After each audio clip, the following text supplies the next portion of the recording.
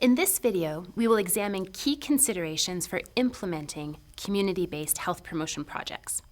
After watching this video, you should be able to discuss the advantages of trying to change behavior at a community level rather than at an individual level, identify various strategies used by people implementing public health nutrition initiatives, comment on how stakeholders are identified and engaged, and reflect upon challenges and advice for implementing community-based projects. As you figure out how to assess, plan, implement, and evaluate community health promotion initiatives, it can be very helpful to learn from the insights of people who have developed first-hand expertise in these areas. Meet Barbara Crocker, a public health dietitian who works with the Vancouver Coastal Health Authority. My role in Vancouver Coastal Health, I am a public health dietitian, and the population that I serve are the early years from birth to 5. So looking at all of the places where we'll find children in those early years right across Vancouver. And then we use a variety of strategies to engage that population or meet the needs of that population. Implementing community-based nutrition interventions or other types of health promotion programs can be very powerful. It's about more than just focusing on influencing a particular individual's choices. It's about creating environments that support healthy behaviors. At a community level, if we think about the individual child and the individual family versus looking more broadly at how do we create supportive environments for those children to thrive. So children don't just sit at home with their mom or their dad. They're in communities. They may be in daycares. They're going to community centers. Their parents are shopping in grocery stores. They're possibly coming to a community garden to access fresh vegetables. So what we want to look at in the way of a community setting is the broad assets of a community that help parents to make healthy choices, easy choices for their families. Health promotion is all about creating conditions that enable people to live healthy lives. Imagine you're trying to increase the amount of fresh fruits and vegetables that children consume. You could use various strategies, alone or in combination, to achieve that outcome. For example, you might advocate for public policies that would make fresh produce more available.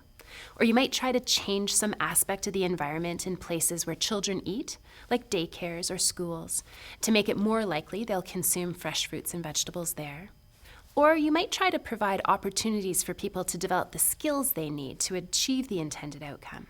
In this case, perhaps that means supporting parents and primary caregivers in preparing and offering vegetables and fruits to children, or supporting children in exploring new foods.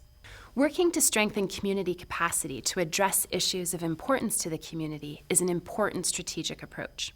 As Barbara explains, building capacity among frontline practitioners is one of the key strategies used to provide effective programming for community members. So some of our strategies, major one is looking at building capacity with our internal team within Vancouver Coastal. A major group there are our public health nurses, as they do a lot of contact with families in daycares, in homes. And then our external teams, so this would be program workers or people who work in daycares that engage with families or children directly, serving meals or snack programs. So we want to build capacity with other people who work with parents and children to foster good access to food and nutrition messaging and our approach to how we eat and embrace a healthy approach to food. Exactly which strategies will be most appropriate in a given context cannot be determined beforehand. Sometimes public health education tools are developed, including print materials or other media, to provide information on key issues. So the public health education tools that we develop for the community, right now we're targeting introduction of solids and infant nutrition, the transition from a milk-based diet, being a breastfed baby, into, at 12 months, eating family foods, and transitioning through how do you go from just breastfeeding to eating family foods, and what are the take-home messages for parents. We use print materials, and we use plain language. We work with public health nurses and the team of public health dietitians to develop those tools. It's important that goals and strategies reflect community needs and priorities. And as you know, assessing the needs and priorities of a community takes a lot of time and effort and involves reviewing many sources of information. Of course, a very important source of information is the perspectives of the community members themselves. Here, Barbara describes the Cooking Fund for Families project, a school-based nutrition education program for inner-city families, and how it was developed in response to community needs. Cooking Fund for Families was based actually on a research project, and it was a community development approach where we went into neighborhoods and we talked to parents and community stakeholders, people who work at the community center or the neighborhood house or teachers, and we asked them questions around food and nutrition and what families need. And that really launched, let's get cooking. No more talking, let's cook. So it was an opportunity to write for a grant and work with researchers to evaluate the process of engaging the community on their needs and listening and working with them so that they can build the kinds of programming that are meaningful for the community. And this is what they came up with, cooking with their children in inner city schools to complement school meal programs. Cooking Fund for Families as a model in the community engages parents and children in their schools. And this allows the social support that we need raising children. It brings families into schools where the children are really proud that their parents are in the school and participating. They're cooking together using real ingredients. It's not pre-packaged processed foods. We're learning skills and seeing the food come together into a meal. Children who participate in helping to cook food are more interested in trying it, sitting down together and having family meals and sharing the food together. All of these things are building those assets of the healthy child. A project that responds to community needs and priorities is more likely to be successful.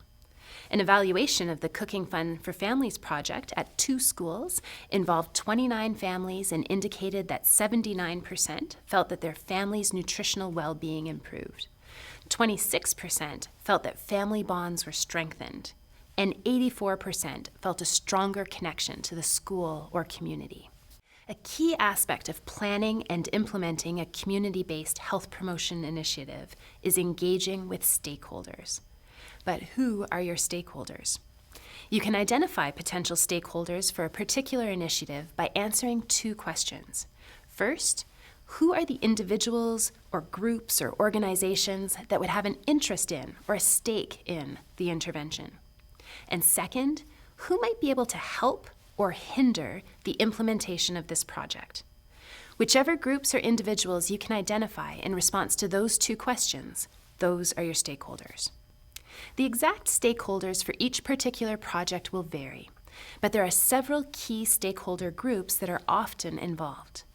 As Barbara indicates, engaging stakeholders is all about getting out into the community and building relationships. Okay, so in terms of building stakeholders or collaborating in the community, it's really important to get out into the community and meet people. When you're new in a position, it's really important to go to meetings, pick up the phone, call people, go to the neighborhood house, go to the daycares, be present at the community centers where there's similar tables, where they're targeting the same population. And I think the relationship building, that we have relationships with other stakeholders is really important to moving forward.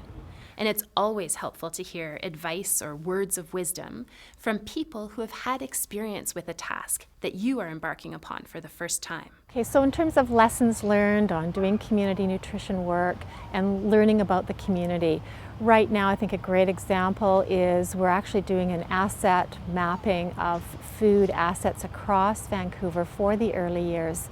And I think the point of that is for us to start by understanding the community and what the needs are before we jump into action.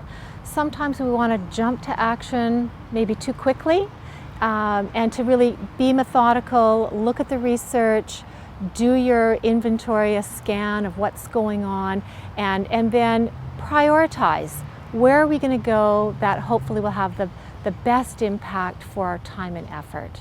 And what advice does Barbara have for you as you embark upon planning and implementing a community-based project?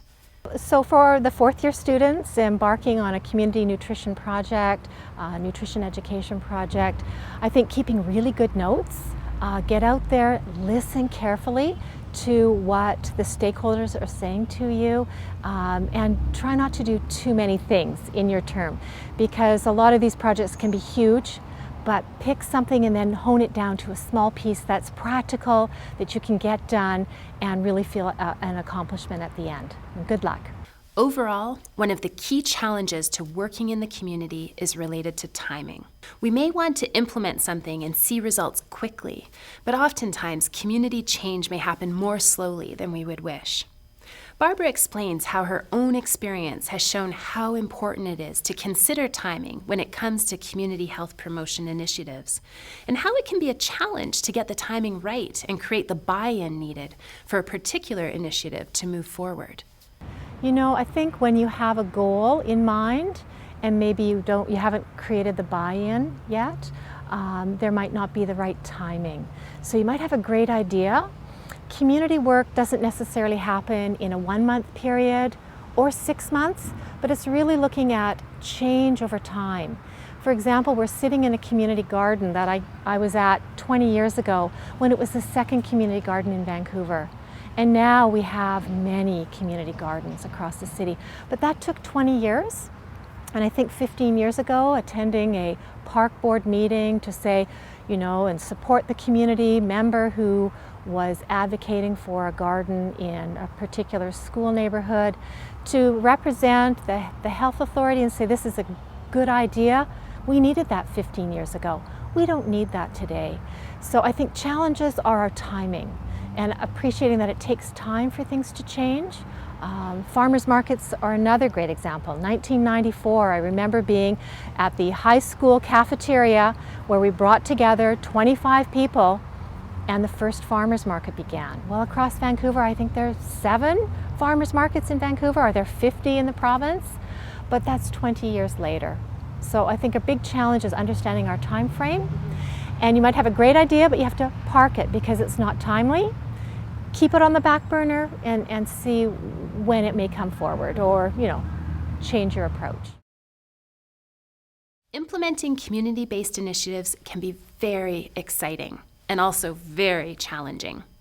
With an appreciation for the importance of matching strategies to community needs and priorities, engaging stakeholders, and being flexible and patient, implementation can proceed.